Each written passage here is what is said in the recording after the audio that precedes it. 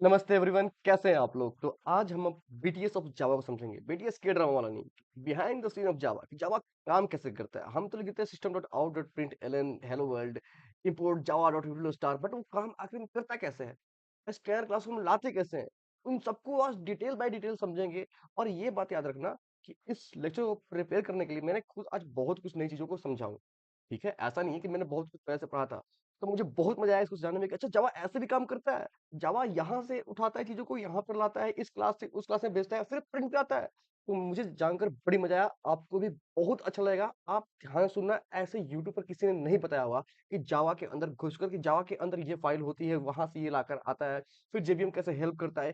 सारी चीजों को मैंने एकदम डिटेल में समझाया है। ठीक है, तो बने रहना। स्टार्ट करते हैं अपने चीजों को समझने का, बीटीएस ऑफ जावा। और ये ध्यान रखना कि ये जो डीएसए लेक्चर है वो तो आपको आते रहेंगे। ये मैंने साइड से स्टार्ट किया है कि जावा जिनको पढ़ना है शुरू से, कि जावा इफ एल्स कंडीशनल फंक्शंस वगैरह जितने भी एरे वगैरह चीजें पढ़ने हैं वो यहाँ पढ़ेंगे, और जिनको डीएसए पढ़ना है उनके लिए वो तो चलता ही रहेगा। ठीक है, आप मैच मत करना। ये बस जावा को मैं स्टार्ट कर रहा हूँ, जो शुरू में बच्चे स्टार्ट करना चाहते हैं, जो फर्स्ट ईयर में है। ठीक है, अभी बोलता है क्या है, पहले देखो कि Java is a high level language. High level language क्या है? हाई लेवल लैंग्वेज का मतलब भैया कुछ लो लेवल भी होता है? ये हाँ, लो लेवल भी होता है और हाई लेवल भी होता है। हाई लेवल लैंग्वेज जैसे जावा हुआ, सी प्लस प्लस हुआ, पाइथन हुआ, ये सब क्या है? आपके हाई लेवल लैंग्वेज हुए। तो भैया ये हाई लेवल जो आप बोल रहे हो, इसका मतलब क्या होता है? सिंपल मतलब होता है हाई लेवल का। देखो, समझो, अगर मान लो मैंने एक प्यारा सा एग्जांपल ली, ये हमारा रहा प्यारा भारत। ठीक है, और ये रहा हमारा पाकिस्तान। हम बोलते हैं कि सब कोई खुश रहे, और ये बोलता है क्या है कि भैया बड़े दिन हो गया, कुछ करते हैं। ठीक है, हम बोलते हैं कि सब कुछ सब कुछ अच्छे से रहे, सब कुछ, ये बोलते हैं चलो कुछ कांड कर देते हैं। इसको समझाने के लिए इंडिया जो है पाकिस्तान को क्या समझाएगा? कर कुछ अटैक करके। ठीक है, सेम हाल होता है हमारे ह्यूमन में। अगर मैं इंडिया से हूं और कोई फ्रांस से है, उसको मेरी बातें समझ में नहीं आएगी और फ्रांस वाले को मेरी बातें समझ में नहीं आएगी, है ना? क्योंकि मैं हिंदी बोलूंगा, तमिल बोलूंगा, तेलुगु बोलूंगा, कन्नड़ बोलूंगा, और वो क्या बोलेगा? फ्रेंच बोलेगा। ठीक, तो हम इंडियन लैंग्वेज बोलेंगे और क्या, वो फ्रेंच लैंग्वेज बोलेगा। आपस में कम्युनिकेट हो ही नहीं पाएगा। तो हमें उसको समझाने के लिए हमें एक चीज चाहिए होता है, जिसको बोलते हैं हम क्या? कंपाइलर। ठीक है, कंपाइलर बोलो या फिर इंटरप्रेटर बोलो। तो कंपाइलर क्या करता है? हमारी इंडियन भाषा को लेता है और क्या करता है? उसको कंपाइल करता है, और जो उसके लैंग्वेज में समझने लायक हो, जो मशीन लैंग्वेज बोल लो, जो उसके लैंग्वेज में फ्रेंच में समझाने लायक हो, वो उसको जाके बताता है कि भैया ये बोल रहा है। समझ में आया? चलो एक और एग्जाम्पल लेते हैं। मैंने बोला कि हमारा जो एक ह्यूमन रीडेबल कोड होता है, क्या होता है? ए बी सी डी 1 2 3 4, यही होता है ना। हम यही लिखते हैं, ह्यूमंस क्या लिखते हैं? ए बी सी डी का यही लिखते हैं, 1 2 3 4। ठीक है, लेकिन ये तो कंप्यूटर नहीं समझता। कंप्यूटर समझता है जीरो और वन, बाइनरी समझता है, दैट्स इट, खत्म। ह्यूमन हम क्या बोलते हैं? राम लखन अंशुमन, जो भी बोलना है बोलो। तो एक एबीसीडी अल्फाबेट कैरेक्टर्स वगैरह ही बोल रहे हैं ना, नंबर से बोल रहे हैं। लेकिन ये कंप्यूटर समझता ही नहीं है। वो बोलता है क्या? हम जीरो वन समझेंगे। जैसे मैं बोल रहा हूँ माई नेम इज अंशुमन, तो वो बोलेगा 01 01 01 01 0 0 ऐसे वो बोलेगा। ठीक है, तो उसको समझाने के लिए ये ह्यूमन रीडेबल फॉर्म से मशीन कोड में कन्वर्ट करने के लिए हम कंपाइलर का हेल्प लेते हैं। इतना समझ में आया? डरना नहीं है, एकदम प्यार समझेंगे। ठीक है, हम क्या करेंगे? ह्यूमन रीडेबल फॉर्म से कंपाइलर का हेल्प लेकर उसको मशीन कोड में कन्वर्ट कर देंगे। तो हमारे पास एबीसीडी कुछ होगा, कंपाइलर यहाँ पे आया, कंपाइलर वो बोलेगा कि भैया ये रहा 01 01, ये मशीन कोड हो गया, तुम मशीन समझ ले, सीपीयू समझ ले, जो करना है कर लो। इतना समझ में आया आपको? ऐसे काम करता है हमारा कोडिंग। कोडिंग क्या करता है कि हम जो भी चीज लिखते हैं अपने सिस्टम पे, A B C D system dot out dot print L N C out print, जो भी लिखते हैं वो एक ह्यूमन रीडेबल फॉर्म है, क्योंकि वो अल्फाबेटिक कैरेक्टर्स है, राइट? उसको क्या करता है कंपाइलर? उसको लेता है ABCD system dot out dot print L को, उसको 01 01 के फॉर्म में, बाइट कोड जिसको बोलते हैं, उसमें कन्वर्ट कर देता है। इतना समझ में आया? बस इतना ही काम होता है कंपाइलर का। नहीं, कंपाइलर आपका चेक करता है एरर्स को, सिंटेक्स एरर, लॉजिकल नहीं, सिंटेक्स एरर को चेक करता है कि आपने कोई गलती तो नहीं की है। जो आप इंपोर्ट स्टेटमेंट ला रहे हो, क्या वो इंपोर्टेड हुआ है भी कि नहीं, है ना? तो ये सब काम किसका होता है? कंपाइलर का होता है। ठीक है, इतना आपको समझ में आया? चलो अब हम आगे बढ़ते हैं। इसलिए बोला ऑब्जेक्ट ओरिएंटेड प्रोग्रामिंग लैंग्वेज। अब ये ऑब्जेक्ट ओरिएंटेड प्रोग्रामिंग लैंग्वेज क्या होता है? देखो, मैंने बोला object oriented programming language, object oriented programming एक खुद में एक टॉपिक है। इसको हम अच्छे से समझेंगे, लेकिन क्या अभी नहीं समझाऊंगा? बिल्कुल समझाऊंगा।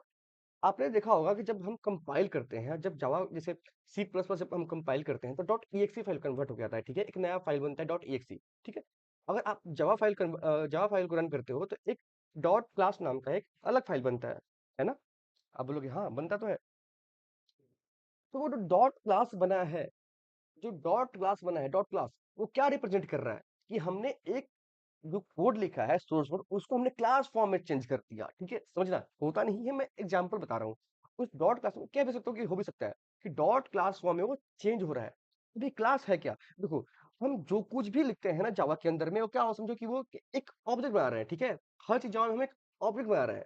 आपको अभी समझ नहीं आएगा तो कोई दिक्कत है, इस पार्ट को स्किप कर दो। ठीक है, 10-20 सेकंड आगे बढ़ा दो, जब क्लास में जाएंगे तो और आपको समझ में आएगा। ठीक है, कहने का मतलब ये है कि हम जो भी क्लास बनाते हैं वो एक ब्लूप्रिंट होता है। क्या होता है, ब्लूप्रिंट होता है। और एवरीथिंग जो होता है और जो भी जावा में चीज होता है सब कुछ किस पे बेस्ड होता है, ऑब्जेक्ट पे। Everything in Java is based on objects. Classes and objects आपको समझ में नहीं आ रही होगी तो इसको हम इतने समझते हैं कि हम, देखो ये समझ लो कि हम जावा सी जो हम अपने फाइल का नाम जब रन करेंगे, आपको करके दिखाऊंगा, डोंट वरी, मैं दिखाऊंगा कि वहां पर ना एक डॉट क्लास नाम की एक फाइल बनती है। ठीक है, और वो फाइल बताती क्या है कि जावा एक क्या है हमारा, ऑब्जेक्ट ओरिएंटेड प्रोग्रामिंग लैंग्वेज है। इतना समझ में आया। ठीक है, मैं करके दिखाऊंगा, डोंट वरी, अभी दिखा दूं, चलो अभी दिखाते हैं आपको। अ, आते हैं इस पे। हाँ यहाँ पर करके दिखाते हैं, पहले इस पे दिखाते हैं। ठीक है, मैंने क्या बोला ना, एक कोई फाइल बनाते हैं। ठीक है, कोई एक फाइल बनाते हैं। मैंने बोला बना दो lecture1.java। ठीक है, और इसमें मैंने सिंपल क्या कर दिया, जो हमारा कोड होता है, सॉरी, पीएसवीएम, सबका मतलब बताऊंगा।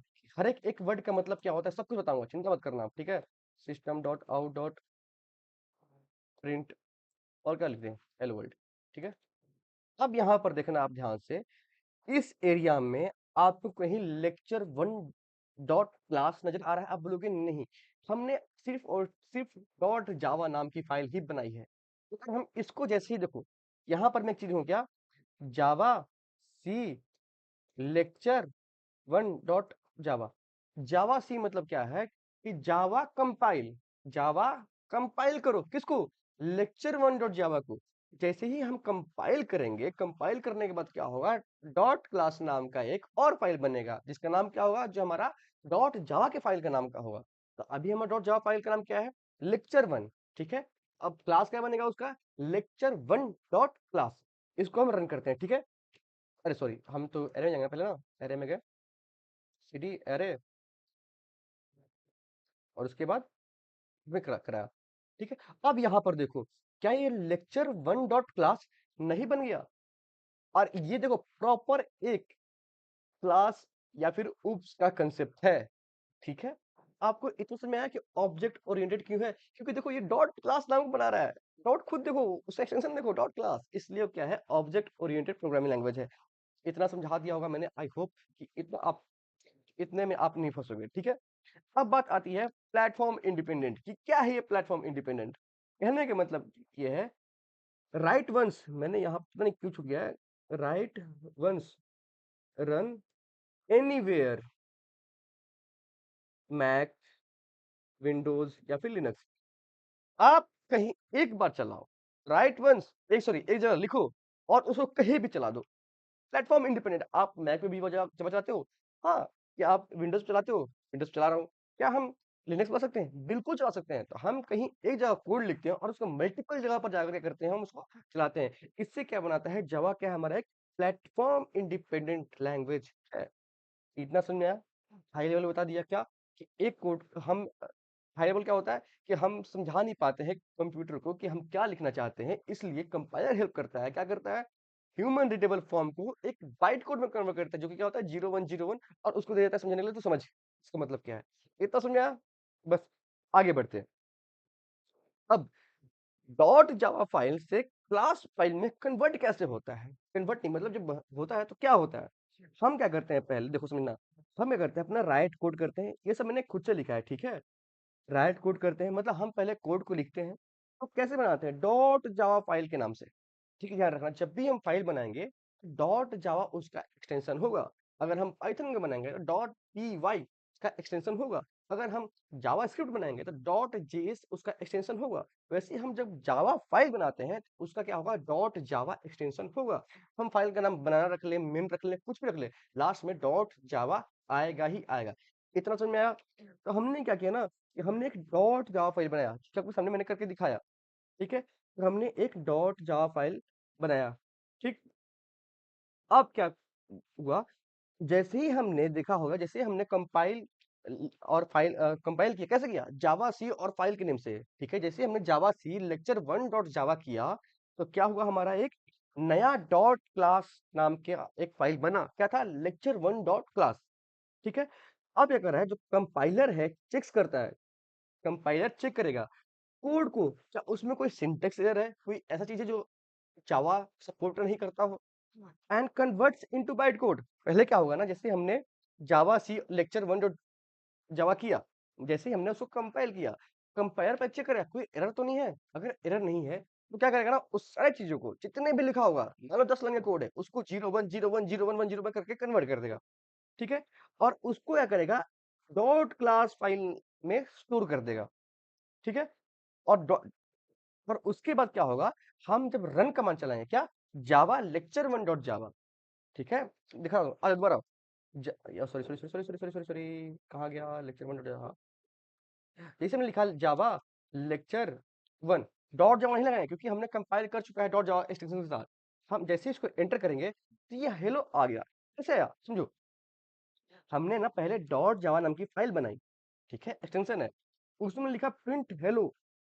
अब मशीन को पता कैसे चलेगा? कंपाइलर की हेल्प से। किसकी हेल्प से? कंपाइलर की हेल्प से। अब वो क्या करेगा ना कि कंपाइलर इस जितना भी लिखा है इसको 0101010110 में कन्वर्ट कर देगा। और जैसे ही हमने लिखा जावा सी लेक्चर 1 डॉट जावा, तो ये सारा चीज उठ के इसमें आ जाएगा बाइट कोड के फॉर्म में। ठीक है, क्या समझ में आया? और उसके बाद क्या होगा, एक सेकंड रुकना। हाँ, उसके बाद क्या होगा कि हम जैसे ही अपना डॉट क्लास खोलेंगे, उसमें देखेंगे क्लास कंपोनेंट बन के हमारा जावा डॉट क्लास नाम का एक क्लास कंपोनेंट बन के वहां पर कोड आ चुका है डॉट क्लास में, ठीक है? उसके बाद क्या होगा, जैसे ही हम जावा कमांड, जैसे ही हमने अपना जावा कमांड जो कि था क्या, जावा, एक सेकंड रुकना, मेरी बैटरी कम हो गई थी, ठीक है? तो जब भी जैसे ही हमने लिखा क्या, जावा लेक्चर 1, इससे क्या होता है, कंपाइल होने के बाद क्या होता है, रन होता है। जैसे ही हमने रन लिखा, तो जो हमारा जो डॉट बाइट कोड था, जो हमारा डॉट क्लास वाला कोड होता है, वो जेवीएम पे आएगा, ठीक है? जेवीएम पे आएगा। उसके बाद चेक करेगा क्या, जेवीएम चेक करेगा क्या उस जो हमारा फॉर्मेट है पब्लिक स्टैटिक वर्ड में वो है, ठीक है? क्या वो स्ट्रिंग ब्रैकेट आर्गुमेंट्स है? अच्छा, उसके अंदर कुछ है क्या? अच्छा हाँ, system dot out dot print L N है क्या, हेलो। अच्छा, तो जेवीएम से अच्छा, ये जो बाइट कोड आ रहा है हमारा कहाँ से, क्लास से, उसको जेवीएम कैच करेगा, मैच करेगा कि क्या ये सही फॉर्मेट में है कि नहीं। अगर फॉर्मेट सही होगा तो उसको क्या करेगा, सीपीयू को दे देगा मशीन कोड में, और वो मशीन कोड दोबारा कन्वर्ट होकर किसमें आएगा, हमें रीडेबल फॉर्म में, जो कि आता है क्या, हमारा हेलो। इतना समझ में आया? दोबारा हमने क्या किया, एक राइट कोड किया डॉट जावा फाइल में, कंपाइल किया विथ कमांड जावा सी और फाइल का नेम जो कि था लेक्चर 1 डॉट जावा, हमने कर दिया। अब वो क्या करेगा कंपाइलर कि उसको बाइट कोड में कन्वर्ट करेगा और उसको डॉट क्लास नाम के फाइल में सेव कर देगा। हमने सेव भी कर दिया। उसके बाद काम आता है जेवीएम का, जावा वर्चुअल मशीन। वो चेक करेगा क्या फॉर्मेट सही है, कोई एरर है।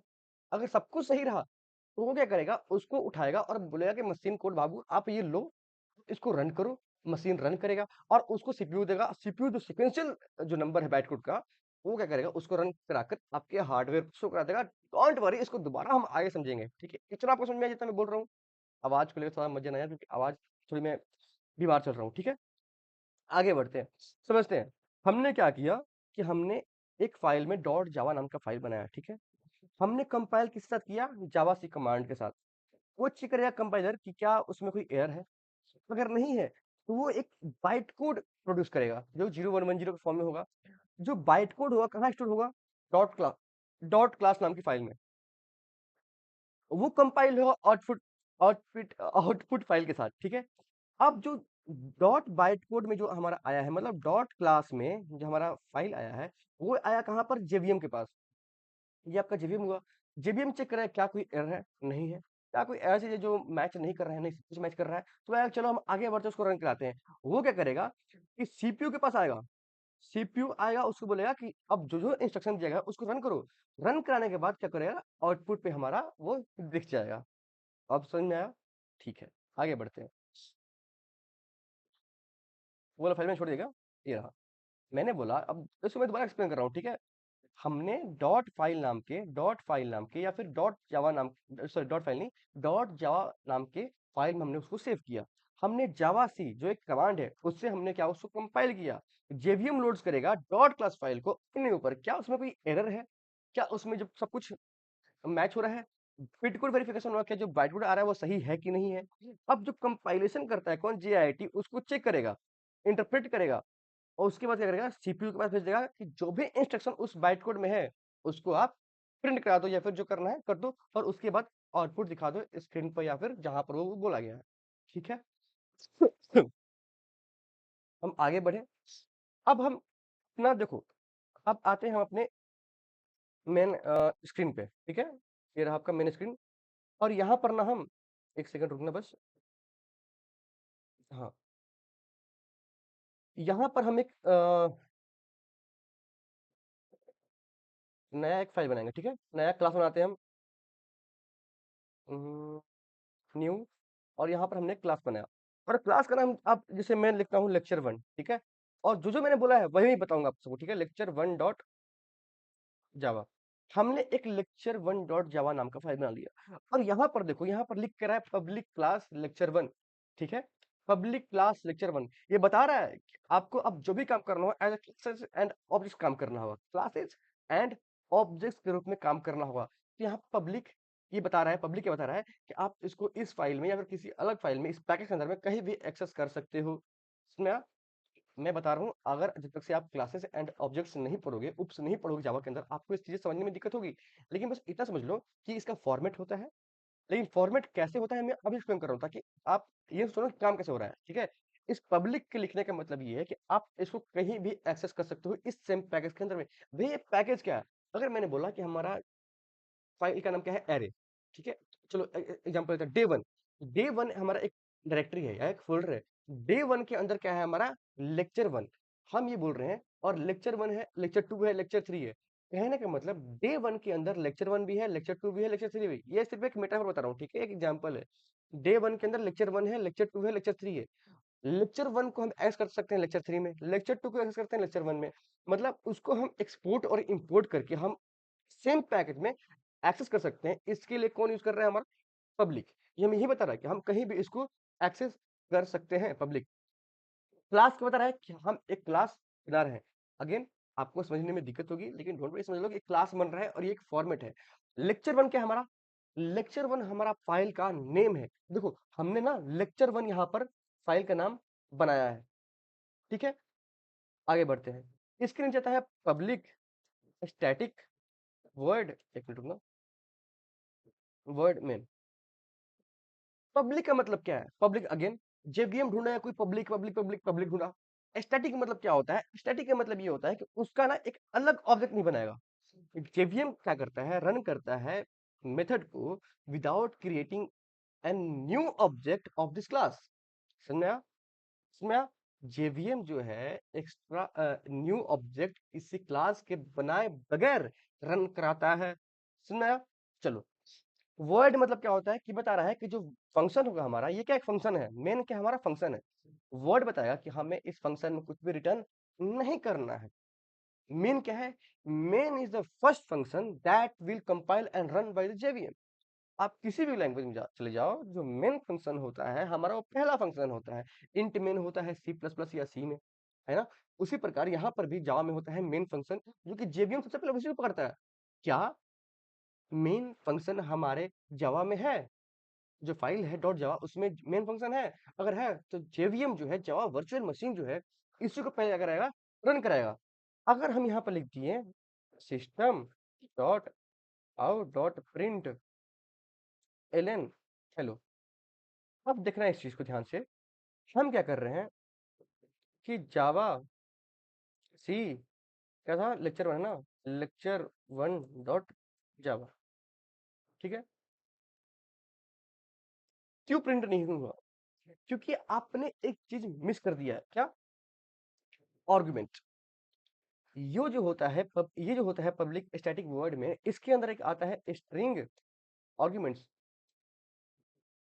तो ARGS की जगह आप बनाना लिख दो, ठीक है? आप राम लिख दो, आप कुछ भी लिख दो, ठीक है? आपको वो मतलब नहीं है। आखिर ये भैया करता क्या है? क्या काम है इसका? हम जब समझ रहे हैं तो हम इसका मतलब क्या है? बताओ मुझे। मैं बोलूँगा अगर आप इसको नहीं लिखोगे तो चलेगा नहीं। क्यों? क्योंकि जब भी हम कमांड लाइन से या फिर उसको रन कराने का ट्राई करते हैं, तो जावा जो है, जेवीएम जो है, ऐसे मेन फंक्शन को ढूँढता है जिसके पास पैरामीटर हो या फिर आर्गुमेंट हो, ठीक है? अगर उसके पास आर्गुमेंट नहीं होगा तो उसको रन ही नहीं कराएगा। ये जेवीएम का एक रूल है। रूल की वजह से हम इसको रन नहीं करा पा रहे हैं। 1 मिनट रुकना, मैंने जावा सीख किया है ना, जावा सीख किया है। आपको दिक्कत ना हो इसलिए बता दे रहा हूँ। इसको रन ही नहीं कर पाएगा। हमने कंपाइल कर दिया, ठीक है? दोबारा कर लेता हूँ मैं कंपाइल। उसके बाद जावा लेक्चर 1 अगेन देखो, ये क्या बोल रहा है कि Java FX application class must extend FX application dot application, मतलब ये क्या बोल रहा है, एरर दे रहा है क्या कि आपको स्ट्रिंग आर्गुमेंट्स वहां पर लिखना पड़ेगा। एक्सटेंड नहीं कर पा रहा है, वो मैच ही नहीं कर पा रहा है, क्योंकि जो जेवीएम का जो जो वहां पर दिखा था ना आपको, मैच करता है, बैटल को मैच करता है, तो वहां पर मैच करते समय वहां पर स्ट्रिंग आर्गुमेंट्स होना चाहिए कुछ। अच्छा, अगर हम यहाँ पर ये डाल दिए स्ट्रिंग आर्गुमेंट्स, अब ये काम करेगा? मैं बोला बिल्कुल करेगा, ट्राई करते हैं। पहले कंपाइल किया, फिर हमने रन किया, पहलू आ गया, आ गया ये तो। बिल्कुल यही था स्ट्रिंग आर्गुमेंट का मतलब। अच्छा भैया, इसका यूज क्या है? आपने लिख तो दिया कि काम नहीं करेगा, आखिर इसका प्रैक्टिकल यूज क्या है? अच्छा मैं सबसे पूछो एक चीज बताऊं, आपसे एक चीज पूछता हूँ। अगर इसको हम प्रिंट करते हैं, देखते हैं क्या होता है।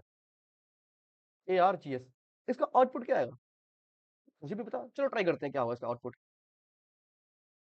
पहले हमने कंपाइल किया, फिर हमने इसको रन किया, कुछ दिखा?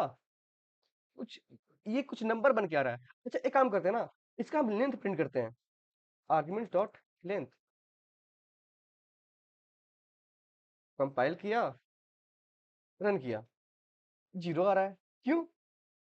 अच्छा, एक सेकेंड, आप एक काम करो, आपने बोला कि ये जेवीएम जो है ना आर्गुमेंट मांग रहा है, कुछ पैरामीटर मांग रहा है, तो हम कमांड लाइन से कुछ पैरामीटर भेजेगा। ट्राई करते हैं। लेक्चर 1, मैंने बोला बनाना राम शिव, अब इसका लेंथ क्या होगा? 3 है, क्यों? अरे बाबा देखो इस बात को, ये क्या है? अरे है, स्ट्रिंग ऑफ एरे है, एरे ऑफ स्ट्रिंग है, समझे? और आर्गुमेंट्स क्या है? आपके कोई वेरिएबल का नाम है एरे का, ठीक? अगर हम यहाँ से बनाना राम से भेज रहे हैं, तो वो क्या हो रहा है, हर एक इंडेक्स पे जाके एक एक स्टोर हो रहा है। प्रूफ दूं? ये लो प्रूफ। मैंने क्या किया कि एक सेकंड रुकना, कि मैंने बोला फॉर इंट, अरे आजा भाई, int i equal to 0, i less than n, arguments ना, argument of length i plus plus, आप सिस्टम डॉट आउट कर दो क्या, आर्गुमेंट्स ऑफ आई। आपको, मुझे पता है कि आपको एरर समझ में नहीं आएगा, लेकिन इसलिए मैं दिखा रहा हूँ ना कि ये अगर आप ऐसे करोगे ना, तो जो आपने कमांड लाइन से भेजा है वो सब कुछ वहाँ पर प्रिंट होगा, ठीक है? चलो इसको दोबारा प्रिंट करते हैं हम, ठीक है? पहले हमने कंपाइल किया, उसके बाद हमने इसको प्रिंट किया, बनाना राम सेव, देख रहे हो यहाँ पे है ना, बनाना राम सेव। क्यों आ रहा है? क्योंकि हम ना जेवीएम को बोल रहे हैं कि ये ना उस आउट मतलब उस आर्गुमेंट में उसको भेजो, उस जो एरे है उसमें जाकर उसको भेज दो। तो ये जो कमांड लाइन पे हमने जो 3 लेंथ का लिखा है, वो 3 लेंथ का एक एरे बना, और वो जाकर वहां पर स्टोर हो गया इंडेक्स बाई इंडेक्स। समझ में आया इतना? आई होप आपको समझ में आ रहा होगा जो मैं पढ़ा रहा हूँ, ठीक है? आप ये सोच रहे होगे कि आप ना पहले इसको इग्नोर कर देना, ठीक है?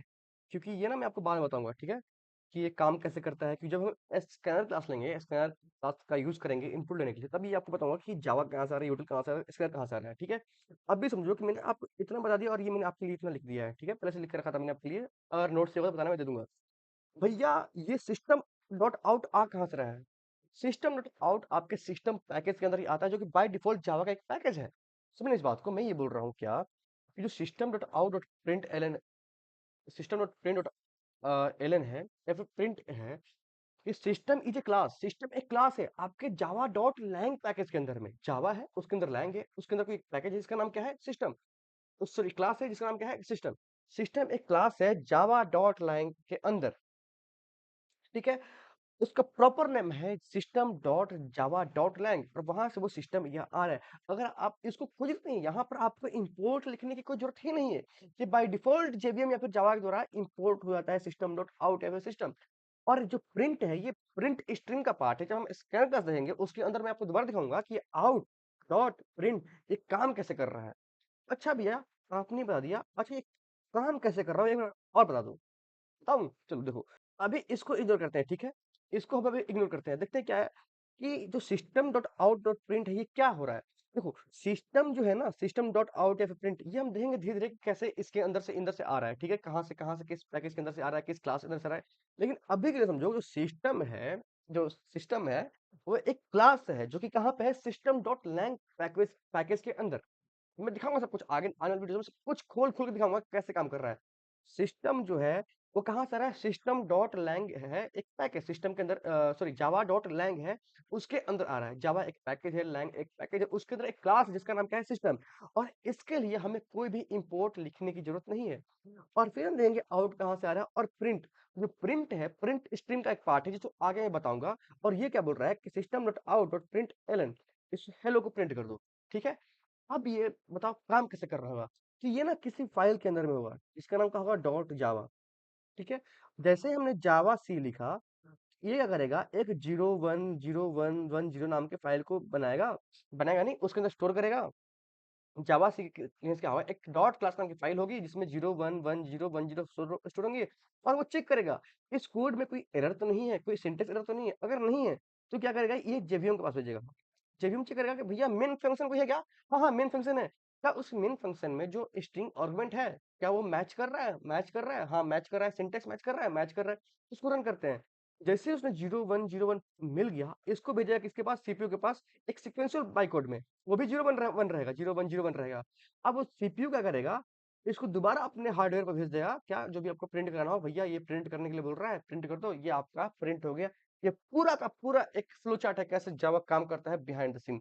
आई आई होप आपको ये वीडियो बहुत ही पसंद आई होगी, कि मैंने बहुत ज्यादा इसके ऊपर रिसर्च किया है, मेहनत किया है कि कैसे जावा को समझाऊं आपको इजी लैंग्वेज में, कैसे आपको बताऊं कि जावा अगर कोई शुरुआत में स्टार्ट कर रहा है तो कैसे वो उसको एक सबसे ईज़ीएस्ट फॉर्म में समझाया जा सके। गला खराब होने के बावजूद भी मैंने बहुत ज़्यादा इसके ऊपर एफर्ट डाला है। तो अपने दोस्तों के साथ शेयर करो जो आप स्टार्ट करने वाले अपनी इंजीनियरिंग जर्नी को। बताओ कि हाँ, यहाँ से अगर आप पढ़ोगे तो कम से कम कन्फ्यूज़न नहीं रहेगा कि आखिर हर एक लाइन का मतलब क्या है, सामने वाला आपको समझाने के लिए रेडी बैठा है। और मैंने हर एक लाइन का मतलब, पब्लिक का मतलब क्या होता है, क्लास का मतलब क्या होता है, बेसिक जो फाइल का नेम है, पब्लिक स्टैटिक वर्ड, स्टैटिक का मतलब क्या है, वर्ड का मीन क्या है, मेन का मतलब क्या है, स्ट्रिंग आर्गुमेंट अगर नहीं लिए तो काम नहीं चलेगा, लिखे तो काम क्या होता है, हर एक लाइन का मतलब मैंने बताया है। अपने दोस्तों से अगर सजा करो यार, बताओ उनके बारे में कि हाँ, ऐसे लोग हैं जो पढ़ा रहे हैं इतने डेप्थ के साथ। आई होप आपको वीडियो बहुत पसंद आई होगी। अगर पसंद आई है तो अपने दोस्तों के साथ शेयर करो, लाइक करो, सब्सक्राइब करो। कोई भी डाउट है, गिटहब का रेपो चाहिए, कुछ भी चाहिए, जो हेल्प चाहिए, निशा मैसेज कर दो मुझे, मैं जरूर मैं आपका रिप्लाई करूंगा। तब तक के लिए बाय बाय, नमस्ते।